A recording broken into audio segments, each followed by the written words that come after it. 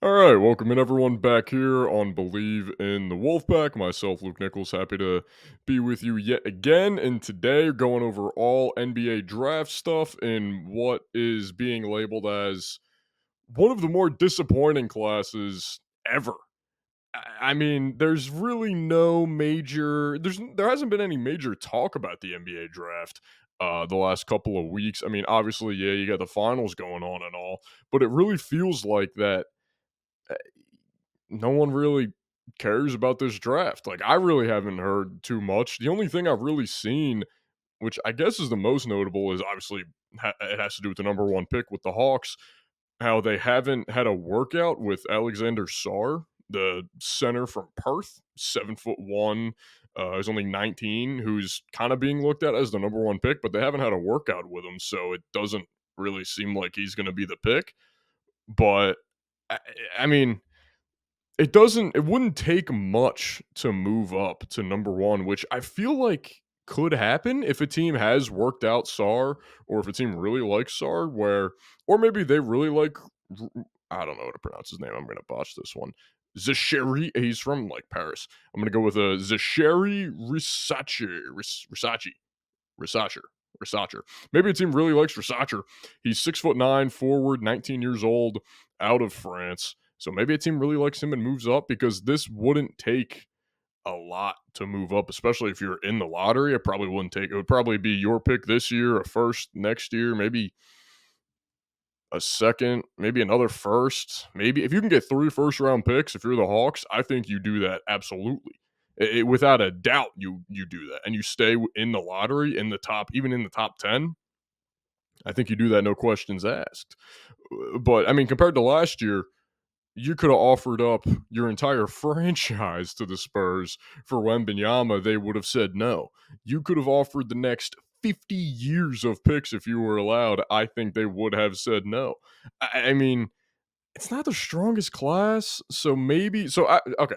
Back to the first pick with the Hawks. It looks like Risacher is the likely option to go number 1 if they do stay at the first pick, but I've seen how they had a workout with Donovan Clingan, the center from UConn, and they really liked that workout. They really liked how he performed and how he is as a player. Apparently, he was working well with some, working off a screen, spotting up to shoot, and obviously he's a great defender. But the shooting is really the question for him. If he can turn into a stretch five, or maybe not even a stretch five, if he can get a decent jump shot on him, then he might be the clear number 1 pick. He's already 7'3". He's listed as, which I don't entirely believe, but he's listed as 7'3", 282, averaged 20, 11 boards, and 3.9 blocks in college. The defense is there. The offensive, post game is there, but he just needs some kind of a jump shot, which we didn't really see too much at UConn because we didn't really have to. So if he can develop a jump shot, maybe it makes sense that he goes number 1. But I mean, there's also Reed Shepard. I don't think he goes. I think number 1 is either going to be Risacher or Donovan Clingan. This draft class actually reminds me a lot of the 2013 class that people just hated. And it's probably the worst, especially going into that draft. And even now, it's probably the worst draft class of my lifetime, at least. Yeah, probably. But Anthony Bennett went 1, and he wasn't projected to go until later in the lottery, if at all, in the top 15. So that could be where Clingan kind of, makes his mark as the wild card in this draft, where he's not supposed to go until right now. He's kind of mocked all over the place. But mostly, it seems like the consensus is around like anywhere between 6 and 10. It looks like for Clingan. But he could go number 1 like how Anthony Bennett did. But I'm just gonna run through the top 10 picks of the 2013 class. Anthony Bennett, Victor. Well, I'll go 5x5. Anthony Bennett, Victor Oladipo, Otto Porter Jr., Cody Zeller, and Alex Len were the first 5 in this draft. The best player in that it's Oladipo, Otto Porter Jr. Maybe, I mean, it's one of those two for sure. It's not Cody Zeller. It's not Alex Len. It is surely not Anthony Bennett. And then 6 through 10 is Nerlens Noel, Ben McLemore, Kentavious Caldwell-Pope, Trey Burke, and CJ McCollum. So CJ McCollum is easily the best player out of that, and then Kentavious Caldwell-Pope is right there as well. But Ben McLemore, Nerlens Noel, Trey Burke was all right for a little bit, and then you had Michael Carter-Williams at 11, Steven Adams at 12. That's a great pick. At 12 especially, I would say. 13 was Kelly Olynyk, and then 14 was Shabazz Muhammad. But so how I feel about this draft and why I think it's kind of the same as the 2013 class is all because of who got picked at 15 in this class. And I'm going to say, this draft class, I think, I may have already said this. So the 2024 class, the top half of it, the top tier talent isn't that great. And they're kind of saying the talent overall isn't that great. But there could be some picks between 10 and 20 that people just get absolute steals. Like Rob Dillingham is projected to go in between that slot. He's being compared to like a Tyrese Maxey, like that point guard who can score, and he is just a missile when he's on the floor. Ron Holland from the G League, a 6'7", going to be 19 years old at the time of the season starts. 6'7" small forward who can score. He averaged 22 points in the G League, 7.5 rebounds. That's pretty solid. That's a great player. That's a great archetype for, that middle of the lottery round. Cody Williams, he's a solid scorer from Colorado. Tristan Da Silva, also a good scorer. Jared McCain, maybe the best pure shooter in the class. Isaiah Collier, he's projected to go late, and he's kind of boomer bust. He didn't have the greatest year at USC, but he was the number one recruit, and he's a bigger, stronger point guard, 6'3", also only 19. I think he'll be 20 by the time of the NBA season, but he's only 19 years old, 6'3", stronger point guard. A lot of teams could use a solid point guard off the bench, and he could provide that. Even Tyler Kolek's not too bad. They do have Zach Edey being mocked at 17 right now. I'm looking on Tankathon. I don't see that. I still don't see the hype with Edey. Maybe I'm wrong. I don't see it there. But I think these middle rounds could provide some huge picks. And again, I say that because the 15th pick in the 2013 draft was Giannis.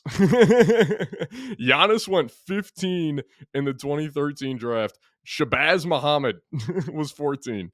I don't think he's in the league anymore. I think Shabazz Muhammad was at one point the highest recruit, the top ranked recruit out of high school. I'm pretty sure that's correct. But yeah, Giannis went 15. Some other notable guys in this draft. Dennis Schroeder went 17. Tony Snell went 20. Mason Plumlee went 22. Tim Hardaway Jr. went 24th. Oh, Rudy Gobert went 27th. That's pretty good. Was this the Jokic draft? I don't think it. No, there's no way. Nah, I was going to say, I think that was 2015 or something. But I'm thinking that this draft is going to be, there's going to be some good talent taken between 10 and 20, maybe 10, 21, 22, whereas that top tier talent isn't really worth that top pick. Like if Alexander Sarr was in last year's class, he would be 5th, 6th pick maybe. I mean, even then, like Matas Buzelis, who was for a while, I think the top two in this class for a good bit was Buzelis and Nikola Topic. And who is it? Topic had some injury history or what over there? He's a 6'7" point guard. He's only 19 years old. That's a solid option. I mean, injury history, but that's still a decent option. He played in the G League. Or no, that's Buzelis. Topic was playing for Red Star overseas. Buzelis was playing in the G League. He's 6'10", 19. So it seems like there's a lot of like very raw talent that most scouts are looking at these guys as more likely to be busts than in other years. But compared to the top tier talent that was in the draft last year, this talent is nowhere near it. But that's why I think some of the talent in the lottery rounds are being maybe a bit undervalued. Like Jared McCain is still 6'3" and can shoot the lights out. Every team in the league needs more scoring, needs more three-point shooting, no matter who you are. You could be the best three-point shooting team in the league, and you still want more three-pointer. You still want more guys who can shoot from beyond the arc. You want more people who can score. Yeah, defense is nice. And Devin Carter, the guy from Providence, yeah, he's 8th right now, being locked 8th to the Spurs. The Spurs are in a great spot. they're in a fantastic spot. But Devin Carter's being mocked there. He's a solid scorer, yeah, but he's more of a defender and kind of a floor general, facilitator, whatnot, than he is a scorer, which may work when you have Wembanyama and I'm forgetting his name. Completely blanked on the guy from the Spurs name. He's a solid scorer too. Let me look up their roster. It's probably going to hit me as soon as I pull it up. Keldon Johnson. Keldon Johnson, he's a solid option, solid scorer for them. But they have 2 picks. The Spurs do have 2 picks in the lottery. They have 4 and 8. So maybe they really like one of the guys who could go 1 or 2 or even 3, or they just want to make sure that they get their guy. They just package 4 and 8 and move up to 1. If you're the Hawks and you could offer 4 and 8, yeah, you do that. I would do that in a heartbeat. Are you kidding me? Or you can try to center a package around.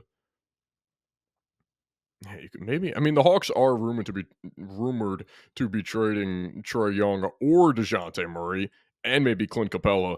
So maybe they try to do some kind of a package around Trae Young or Dejounte Murray, and then also the first pick, or maybe they just straight up try to trade one of them on draft night and then get back the Spurs 4 or 8th pick. With the Spurs, I think the Spurs would do that. I think if you called the Spurs and said, "We'll give you Trae Young, we want the 8th pick and then like a second round pick or like another player," I think they would do that. I think they would for sure do that. Maybe even for the 4th pick. Maybe you just straight up get the 4th and 8th pick for Trae Young. I don't know. I don't know how they view Trae Young. I would be shocked if they did that for DeJounte Murray after they traded him 2 years ago, but you never know. You never know. No, but the Spurs, even if they stay where they are right now, I think they are in a great spot. They could get, and they are a very young team, so the Spurs maybe don't mind that some of this talent you really need to work on and you really need to develop. So maybe they try to take Topic or Matas Buzelis, 2 guys who are both very young and very just raw talent that you try to develop alongside Wembanyama. And then maybe you use one of your picks to do that, or and then you use the other pick to get like a Stephon Castle, the point guard from UConn, who seems ready to go, even though he's also only 19. Or you get Connect, who's for sure ready to go. He's 23. I think he just had that was his 5th year at Tennessee. Maybe you take him, or I think they go 2 younger guys, though. I think they go 2 younger guys. You have to develop with Wembanyama. You build the chemistry together. You just have them on the floor. Always have them at practice, running plays together and whatnot. That seems like the likely option for the Spurs. But if they do want to trade up, they absolutely have the assets to. But it's a weird draft. It's going to be a weird night. I feel like there's either going to be a lot of trades or none, where it's like, oh, we want this guy and we don't really care about the back end of this draft, or we don't really, care about what we have now. Let's use our picks. Let's use all of our picks tonight to go up and get this one guy because we don't need second round picks. I also forgot that the second round is on Friday night this year. It's not all in one night, which is kind of lame. I kind of liked it all in one night, but whatever. Yeah, the NBA wants that TV time. They want to compete with the NFL as best as they can. But I'm going to take a short break for a minute. When we come back, some more draft talk and where DJ Burns and DJ Horne could end up, whether they get drafted or whether they do not. Stick with us on Believe in the Wolfpack. All right, welcome back in. Believe in the Wolfpack. Gonna wrap up some more draft stuff. Talk about where DJ Horne. Wow, I was looking at DJ Burns and DJ Horne's name at the same time. Tried to make them into one DJ Hearns, which is a believable name. Now that I think about it, there was a receiver, Allen Hearns. It may work. But DJ Burns and DJ Horne both looks like they'll go undrafted. I haven't seen them in any mock drafts, but I would imagine, they're both more than likely to sign with a team as an undrafted free agent. They both worked out with the Charlotte Hornets, hence why I'm wearing the side is better. That's why I'm wearing this Hornets shirt right now, trying to bring some good vibes, good mojo that, they both end up together. That would be exciting. I'm trying to get it all into one, whatever. That would be exciting that they're all kind of, both of them end up on the same team as undrafted free agents. I think that would work out really well for the both of them. They already have that chemistry together, so they can kind of, run those practices in the summer league games and really show off and already kind of have some, some chemistry together and really, really, make their names and try to make the roster. DJ Burns, I also saw worked out for, I believe it was the Cavs. I believe he worked out for the Cavaliers as well. Let me see if I can find that again. I thought he posted it on his Instagram story, but I'm pretty sure it was the Cavaliers. It might have been the Jazz. But I think if I had to pick one of them to be for sure an undrafted signing, it would probably be DJ Burns, because people saw, that's the Hornets one, because you kind of saw his footwork and you saw his offensive ability. It was the Cavs. Okay, I just found it. Yeah, he posted it on his Instagram story. It was a little Cavaliers practice jersey. But you saw his offensive ability and his footwork and just how quick he is when he's playing in the post. So, I mean, I think if you just, work on the defense a little bit, and he's already proof that he's lost some of the weight, so he can probably, go for longer stints in the game, then he's got a decent chance, I would imagine, to make a roster or a G League roster. I mean, I think he will for sure make a G League roster. And then same with DJ Horne. DJ Horne is just a great scoring point guard. And like I said, teams always need more scoring. So I would be shocked if he doesn't at least end up on a G League team. And they both should be on summer league teams in my mind, playing in Vegas. Yeah, they usually play in Vegas. They should both be playing in Vegas. But I mean, if one of them gets drafted, if both of them get drafted, that is incredible. that's awesome. But I think, because I don't see them in here, and I haven't really seen them in any mock drafts, like I said, so I'm kind of assuming that they're both going to go undrafted. So it is what it is. So many guys have. I mean, even Jokic was a late second round pick, and now he's a 3-time MVP. It doesn't matter where you go in the draft, not in the draft, as long as you make a name for yourself and you work hard once you're in the league. I mean, that's going to show more than anything. But as for some other guys in the second round, some notable names, you do have the center, or that's a small forward from Creighton, Shireman. He was solid this year. He's 23, so I mean, him being 23 is the reason that he's going to be a second round pick. I mean, he is a great scorer, though. Justin Edwards, the freshman from Kentucky, I assume he's going to stay in the draft no matter where he goes. I don't think he would pull his name out. At least I haven't heard anything. Let me check again, but I'm pretty sure he's staying in the draft regardless. Justin Edwards, Clutch Pro Day. I feel like I can't talk today. I'm like lightly botching names. It's kind of annoying. On me, though. On me. Hand up. My bad. Yeah, it looks like he's gonna. It doesn't say anything. Doesn't say anything that he is withdrawn. A lot of these are older tweets too. But Justin Edwards really came along later in the year.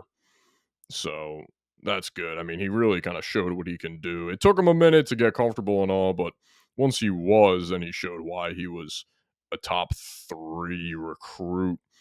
I don't think DJ Wagner or Dewan Wagner, whatever he's going by now. I always remember him going by DJ Wagner in high school and whatnot. I think he's staying in college. I'm pretty sure he, let me check it again. DJ Wagner, I'm pretty sure he transferred to Arkansas with Cal. Did they reach Everton? No. DJ Wagner, yeah, Arkansas, yeah, okay. So he went to Arkansas. That's what I figured, that he went with Cal. Kind of forgot he was at Arkansas. That's still crazy. So he's staying. He won't be in the draft. Earlier in the year, he was kind of being mocked in the mid-first round. I think even he was like, I didn't have that great of a freshman year. I can for sure be better. Let me stay another year. Let me, get comfortable. And it is smart. I know, yeah, you could have stayed with Kentucky, the place you committed to, but you're committing more to the coach than you are the school. So going to be with Cal, having some familiarity there, I think will be good for him, and I think he's going to have a big second year because again, he was a top 3 recruit, and it's not like he was a top 3 recruit for nothing. Obviously, he has the talent, and he is going to be a sensational college player and most likely an NBA player as well. Jamal Sheed, he's projected to go in the second round, point guard out of Houston. That's going to be fun wherever he goes, just because he's a great player, and I always see that video of him picking up all the trash after they lost in the tournament last year. So just clearly a good dude. Harrison Ingram from North Carolina, he's looking like he's going to go in the second round. Tristan Newton from UConn going to go in the second. I thought he was going higher. I could have swore Tristan Newton was going to, I guess because he's a senior, but I don't know. He averaged 16, 7, and 6 assists. Pretty solid. Pretty solid for a point guard. And he's being mocked to the Celtics. Great. And then, of course, you got Cam Spencer. Bucket. Cam Spencer, he's being mocked to the Nuggets in the second round right now. Antonio Reeves out of Kentucky. He was a senior there. He was, I think, their leading point scorer. He's being mocked as one of the last picks in the second round. Then you have Bronny James, who's being projected to go to the Lakers. He's going to get drafted. And listen, I have no idea what to make of Bronny and how good he's going to be because obviously he has the talent. He has the athleticism. He's a solid shooter. He's a great defender. He's 6'2", 210, so he's going to have to be a point guard, and he's going to have to guard those smaller guards and try to keep up with the guards who are a little bigger than him, and that's where his, I think, strength and physicality is going to play in. But I have no idea what to make of him because I can never tell whether whoever is reporting on him is either being biased to Clutch and LeBron to make it seem like he's incredible or being biased against Clutch and LeBron and making it seem like he stinks. So I have no idea. I like Bronny. I thought he was, I kind of wish that he stayed in college for another year or two just to develop his game some more. He probably could have transferred to UConn and just play under Hurley, but actually, no, that is what he said. He said he's either going to go to the draft or stay in college. I don't even know if he's allowed to withdraw at this point. So I imagine he's just going to go to the draft and be picked wherever he's going to be picked. It it feels obvious that he's going to go to the Lakers. Like no one's gonna. No one else is going to take him earlier. I don't think anybody really should. Unless there is a team that truly believes he's going to be an amazing player and they can develop him and make him into a solid role player like a DeAnthony Melton, like a smaller guard who can defend and shoot. That's, I think, his main NBA comparison right now. But I don't know. It's a weird situation. I am also noticing that almost every team in the second round has traded their picks. On Tankathon, you have the bigger logo of the team where it says this is the team making the pick, but then right next to them you have a tinier logo of a team that they got the pick from. So the Lakers pick at 55 they got from the Clippers. And so many other teams, the Sixers forfeited a pick, the Suns forfeited a pick because tampering and stuff. But the Magic have always owned the 47th pick. That's always been their pick. The Kings have always owned the 45th. The Heat have always owned the 43rd pick. And the Spurs have always owned the 35th pick. Other than that, every other pick in the second round does not belong to the original owner and the team that should be in that spot. That's kind of impressive. I don't know how that happened. Teams are really just throwing in second round picks. That just goes to show you that no team in the league really values their second round picks. I mean, you could get a Draymond or a Jokic in the second round, but no team is willing to take that chance. No team cares about their second round picks except for a select few, and it is very obvious. It is so clear. It's pretty funny. But NBA draft is this Thursday. Like I said, I think it's either going to be just so many trades. The Hawks trade out of the first pick, the Wizards trade out, the Rockets trade out of the third, all that, or everyone just kind of stands pat and just makes their pick and happy what they got. It is pretty funny that the Hawks jumped up 9 spots to get the first overall pick in a year where it's like, you don't exactly care too much about the first pick, especially if you were, uh, a team like the Hawks where you're kind of expecting, all right, we'll stay at like 9 or 10 and then that'll be fine. That's perfectly okay. Let's see. But then you have next year where Cooper Flag is most likely going to be the first pick. So kind of right back to the elite drafts this time next year. But for this year, still exciting. And like I said, watch out for the talent between 10 and 20, that middle of the lottery. Read off some guys' names again who I think could be steals right around that part of the draft. Rob Dillingham, Ron Holland, Tristan Da Silva, Jared McCain, and Isaiah Collier. Those are the few guys that I'm looking at that could be.